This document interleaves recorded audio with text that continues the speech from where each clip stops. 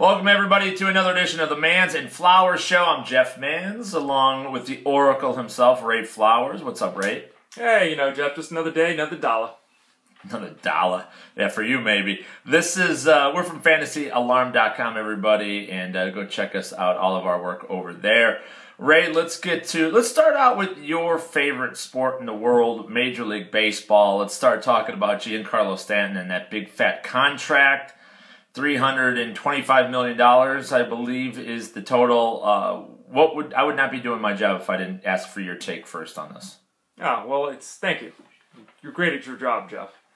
I am, which is just looking good and passing the torch to you. There you go. Good man. The last 5 years, the Marlins opening day payroll, if you add them all together, is less money than the Giancarlo Stanton contract. So I don't know where the Marlins all of a sudden got the money. They've been building this team up and tearing it down for years.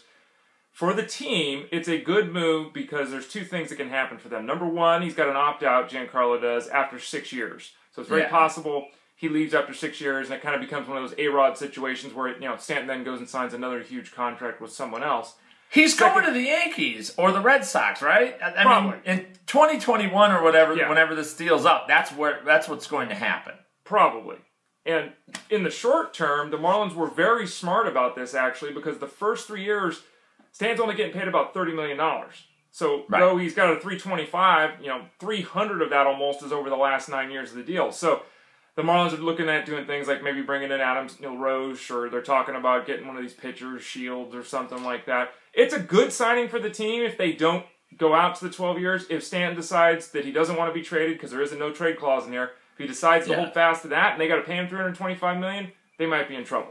It's one of those deals. It's really a 6-year, $107 million contract. That's essentially what it is. When you compare it to that, it's like $1.5 million a year more than Russell Martin got from the Blue Jays. So it's not really like a huge contract, because the last 6 years of the deal, or 7 years of the deal, is $31 million a year, which there's no way in hell, nothing in the world can happen for which the Miami Marlins are going to be able to pay that, even though the salaries will no doubt be much, much higher by those years. They'll never do it. Let me interrupt you 1 second. I know that this has been brought up by me and a few other people, but I just want to put it out there. It's not only a lot of money and the financials and all that, but Giancarlo Stanton, and people say, oh, he was hit by a pitch last year. That's not a repeatable thing in terms of an injury. Okay, I can give you that. But the fact is, the last 3 years, he's averaged like 130 games played. I mean, he's averaging missing an entire month of action the last 3 seasons, and I'm surprised that people aren't talking about that. I mean, all they talk about is the home runs and the money and all that. Are you going to build a franchise around a guy that's going to miss a month a season? The Marlins are trying to do that. I'm going to go even further on you, Ray, real quick. I said on the Fantasy Alarm Show on Sirius XM Fantasy Sports Radio this week, the Major League Baseball front offices are the worst in all of sports. They are the worst in all of sports with contract. There's no other sport alive that this would float. You can't guarantee this kind of money to these athletes. You can't sign guys to $10 million deal or 10-year deals, whether it's Albert Pujols, Johan Santana, so Kevin Brown, going back through the annals of history. The MLB front offices are the worst in all professional sports. How do you respond to that? I know every time one of these big contracts is signed, I look at it and go, what? John Lester, another guy, John Lester, 4 years, $70 million was the offer last season from the Red Sox. He goes out and has a good year, so what do the Red Sox now reportedly offer him? 6 years, $110 million. So it's like they shoot themselves in the foot. So you're totally right. The big money contracts never work out, and I don't understand why teams continue to give these 10-year contracts to people. They don't work. Speaking of things that won't work out, Josh Gordon's back this week. It's Josh Gordon week. What are your expectations? He's got a great matchup against the Atlanta Falcons, Ray Flowers. They've waited 12 weeks to play him. Do they have to start him this week against Atlanta? All depends on what people have been able to do. I mean, one of the big things that we've seen this year that we weren't expecting is the ascension of all of these rookie wide receivers, whether it's Evans or Watkins or Benjamin. There's a lot, Emmanuel Sanders, if we're talking a veteran, there are a lot of players at the wide receiver position that have stepped forward that weren't costly on draft day or were added off the waiver wire. So it's potentially possible that people have better plays this week than Josh Gordon. I think that Josh Gordon's a wide receiver 2 this week. I know that's how you've got him ranked with us over here at FantasyAlarm.com, and I mean, he's going to play 75-80% of the snaps. The offense will clearly, try to get him involved. Hoyer is limited physically, and it's always interesting to me how people just assume the guy doesn't play for 3 months. They throw him back out on the field, and it's 100%. He'll be fine. He's going to be better than he was last year. Here's a couple things to chew on. Last season, Cleveland Browns #1 in pass attempts in all the NFL. That includes the Denver Broncos, which were historically greatest passing offense of all time in NFL history. But yet the Cleveland Browns threw more attempts than them.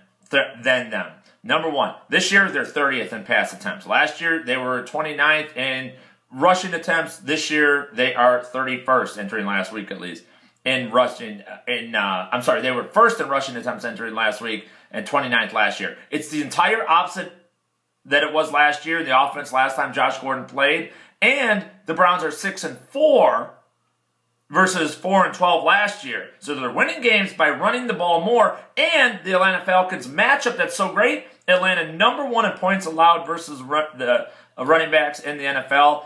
So why would they go out and throw the ball 50 times? Well, they did it last week, and they got their asses handed to them by the Houston Texans. So I cannot fathom the Browns coaching staff saying, yeah, now that Gordon's back, let's toss it up in the air so we could obviously lose because all the numbers dictate that. So be very, very cautious when it comes to Josh Gordon there as well. How about Jonas Gray real quick? Ray, the news breaking today. He was late, couldn't wake up in time for Patriots practice. He had the 4 touchdowns last week, but already just a couple days later, it looks like he's on the outs because they also signed LeGarrette Blount this week. Yeah, LeGarrette Blount's back with the team. Blount is obviously a limited player. There are some things he can do well. There's a lot of things he can't do well. Just signing a Blount to me... Stay sane is one of the things he can't do well. Pretty much. He's great at hurdling guys, though. Ronaldo Nehemiah, watch out. He's good at punching them in the throat, too. He is. That's true. When the signing happened, it's like, okay, you sign him, fine. He's there for depth. He gets 4 or 5 carries a week. Who cares? With the way the Patriots play football and the way they've had success with the rules and all of that, Gray missing practice, showing up late, there's a possibility he doesn't play this week. Now, it's way too early for us to know that, but I wouldn't be surprised if there's some type of discipline. Maybe he sits out the first quarter. I don't know. What we do know is that Gray not going to repeat that effort. He's not going to get the 200 yards and 4 touchdowns. It'll be the greatest game he's ever had in his career. He may never have 2 other games the rest of his career that combine to do that. So he's a really... at this point, he's like a flex option maybe. This news about missing practice, Jeff, that's really concerning. I don't start Jonas Gray this week against the Detroit Lions. Too good of a defense, too good of a matchup. All the hoopla surrounding him. Seek other alternatives and do it right now, everybody. Trust me on that. All right, Ray. We have added to our repertoire here at the Mans and Flower Show. We decided to copy a segment that we love on Jimmy Kimmel Live every weeknight or whatever he does. He does this thing called Mean Tweets. Ray and I get a lot of mean tweets. Ray got a ton yesterday about Latavius Murray. So we're going to read to you some of our mean tweets. Ray, do you want me to go first or you? Why don't you go first, Jeff? I'll go first. Here is some mean tweets. I have them all printed out. This is nice frosted tips, douche face. Can't wait for your other nut to drop so that your shrill of a voice will quit wrecking my hearing. I love that one. Wow. All right. Yeah, that's another one. Another one. Last week I got emailed this. Nice call on Pierre Garçon, you asshat. At Jeff_Mans on Twitter, by the way. And here's another one. This is my personal favorite. You're lucky I'm not in Chicago because I would probably shit in your breakfast, you Guy Fieri-looking mother effer. Wow. I like Diners, Drive-Ins, and Dives. That's pretty good. What do you got, Ray? What are some mean tweets that you received this past week? All right. Here's one. Sorry for this one, folks. I'd rather let my wife go to dinner with Bill Cosby than take fantasy advice from you. Than take advice from you? Yeah. I second that. Yeah, we all know. And here's my personal favorite, Jeff. Okay. I said don't start Latavius Murray. He went out and had the 2 touchdowns. Everyone loves him. You lost credibility with your analysis of Latavius Murray. You should retire from hosting on Sirius XM Radio. You stink. I think that's pretty accurate. That's pretty accurate. Very good. Well done, everybody. Keep sending your mean tweets on Twitter at Jeff_Mans. At Baseball Guys is Ray Flowers. You can find all of our work over at FantasyAlarm.com. Thanks for watching Fantasy Alarm TV, everybody in the Mans and Flowers Show. We'll catch you again next week. Best of luck in Week 12.